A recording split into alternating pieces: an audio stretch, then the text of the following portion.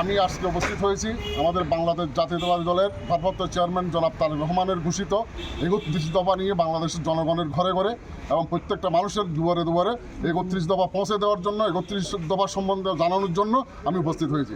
এই ৩১ দফা নিয়ে ইনশাল্লাহ আমরা সামনের দিকে এগিয়ে যেতে চাই। সামনের নির্বাচনে ৩১ দফা হবে আমাদের প্রথম হাতিয়ার, ১ নম্বর হাতিয়ার। এই ৩১ নম্বর দফা যদি আমি বাংলাদেশের জনগণের, আপামর জনগণের কাছে, সাধারণ জনের কাছে, কৃষক শ্রমিক জনতা সবার কাছে যদি ৩১ দফা তুলে ধরতে পারি, ইনশাল্লাহ ৩১ দফায় আমাদের জন্য সফলতা নিয়ে আসবে ইনশাল্লাহ।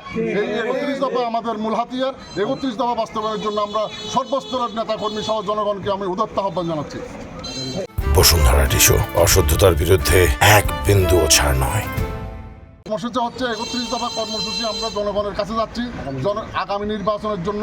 আগামী নির্বাচনের ফলপ্রসূ যে নির্বাচন হবে সেই নির্বাচন হবে সেই ৩১ দফার ভিত্তিতে।